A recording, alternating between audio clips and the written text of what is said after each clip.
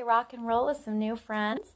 I've got cassia and coriander to share with you today. Again, underutilized, underappreciated, at least for me. So this is such a great journey to be learning about these neat oils and sharing them with you. So cassia, first off, if you've gotten those little sample baggies, you probably that probably hit you first. It's so intense. You'll see that it's similar in the scent and taste to cinnamon. They're closely related, but it's sweeter, and I think it's just got more zing. Like, it's just really powerful. And in fact, you'll want to be careful not to inhale it a lot right into your nose from either from the diffuser or from the bottle, because it can be irritating to the nasal membranes, because it's just really hot. So when we say hot oil, we want to be sure that we'll dilute it when we're using it on the skin. And in fact, this one is going to be extremely diluted, probably like a 4-to-1 ratio of the carrier to the oil. So it could be used, take advantage of that warming quality. It's really great for a massage oil. It's, like I said, similar to in smell and taste to cinnamon. And so in any of your recipes, like combine it with the ginger or cardamom or any citruses to get that fall spice kind of a sense. But you don't need much. It goes a long way. In fact, a lot of people enjoy getting their warm mug of water in the morning with a drop of lemon oil and a drop of cassia, or even stick the tip of a toothpick on there and get a little bit and dip it in there. That's how potent it is and how little is required. And that is going to be delightful to taste, but it's also going to wake up your metabolism and take care of any kind of sluggishness that you're feeling. So cassia, it supports the heart, it supports circulation and immunity. And it is known by many nicknames. This is probably one of the oldest spices mentioned that has been used by man. And in the Bible, it's referred to as the oil of joy and the oil of gladness. It's also called the oil of self-assurance. And it has some really neat things that it does for us on the emotional and spiritual side. So what we can do, going back to that hot, zesty kind of quality that the cassia has, it just, I'm going to say, it just burns off the dross so that we can see clearly, and it has the ability to clean off the receptor sites on our cells so that they can again function correctly and be able to let in the nutrients or the hormones or the things that ought to be coming in. And just like your perception and your vision, the way you're perceiving the world, cassia has that ability to just kind of clean off the gunk so that you have an ability to have clear vision.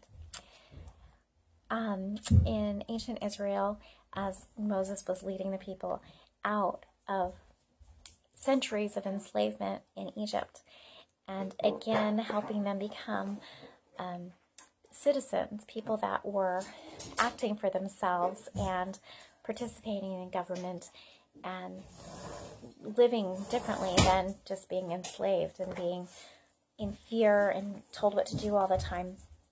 Cassia was part of that blend of the holy anointing oil that was used and incense that was burned. And isn't it beautiful that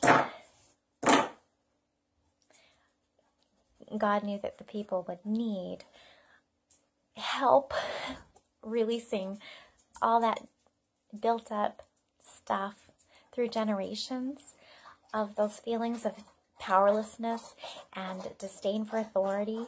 And that's what cassia does, is it helps get rid of those memories of enslavement and prepare them to be able to move forward and act in confidence, and to not have that angst against anybody telling them what to do.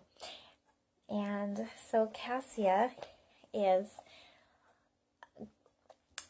I'm going to read from this Oils or Essential Oils and Emotions book, brings gladness and courage to the heart and soul, a wonderful remedy for the shy and timid. So it helps you if you're holding back or hiding, if you're embarrassed, if you're humiliated, feeling judged or shy or worthless. Pairs well with clove, which you might remember has some of those kind of properties. So it helps if you don't want to try because you're afraid of making mistakes, that you can see your own value and potential and discover your innate gifts and talents. So it invites you to let your light shine and be your authentic self.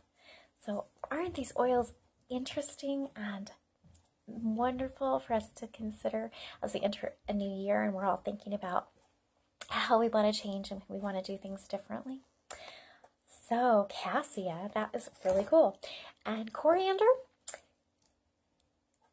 unique and powerful. And so let's talk about coriander for a few minutes. If you're probably familiar with cilantro, which is an herb, and we get the leaves and put it in our Mexican dishes, and it's fresh and zesty and so yummy. And after that herb grows up, it forms these seed pods, and that can be steam distilled to produce the oil we call cilantro essential oil. And it has a similar kind of a smell to, not cilantro, coriander. So coriander is like a little similar to cilantro, but different. It's really complicated, actually, kind of a scent. You can diffuse this.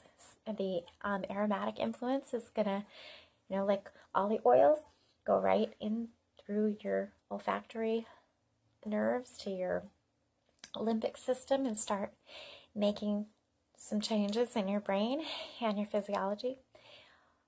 So people that need that encouragement that coriander gives, we'll go over the emotional part first. It's called the oil of integrity, especially the oil of being true to yourself. So, or the oil of loyalty, being loyal to yourself, and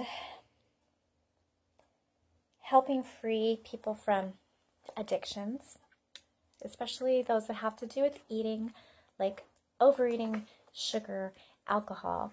They're very similar, and so it just is helpful to loosen up the grip of those kind of things and help you to break free.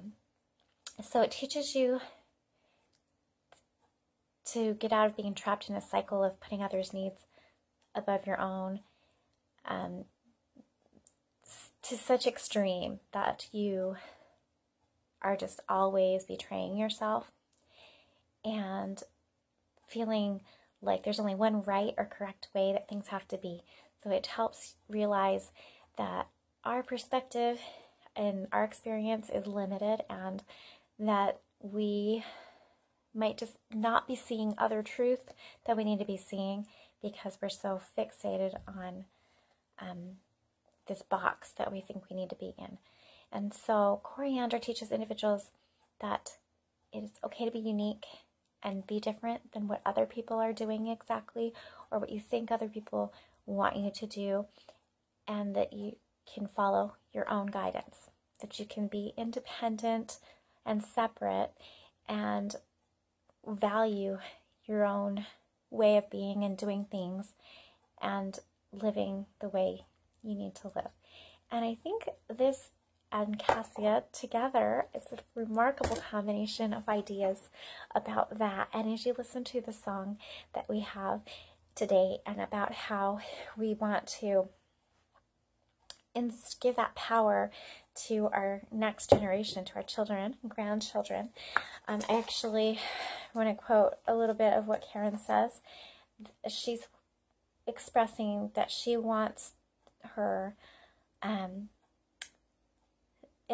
brothers and sisters to turn our hearts to our fathers and our little children and help them to remember their inherent worth and their responsibility. And this is the way we will prepare hearts for the second coming of Christ. And I love that because that's really, you probably can guess, I have 8 children, and that's a huge part of my life, and that's always going to be the case. And I feel such a drive and responsibility to make sure they know who they are and what their potential is and what they are called to do and their responsibilities in coming to the world in this time, in this age, with the many blessings and privileges that they have and opportunities for doing great things and for having amazing joy. So there's coriander. I just better close up by giving you some of the physical side of coriander because it is extraordinary. It does a lot of different things, and it's extremely exciting how you can take that drop of coriander with your food and it helps you with processing carbs. If somebody's got chronically elevated blood sugar levels and you're trying to work on bringing those down, coriander is very supportive. A lot of people are having really good experiences with that, and if you combine it with some cinnamon, it's even better. So a drop of each in a capsule or in a little bit of water with your meals is, I think, the favorite way to do that. So it's super amazing for digestion. It's definitely in the digestive blend, and you could take it by itself or put it on topically if you had any digestive issues that you needed to help with. And so that might be enough. You can go find more about the physical side of coriander because there's a lot. So there we go. Cassia and coriander. Pretty neat.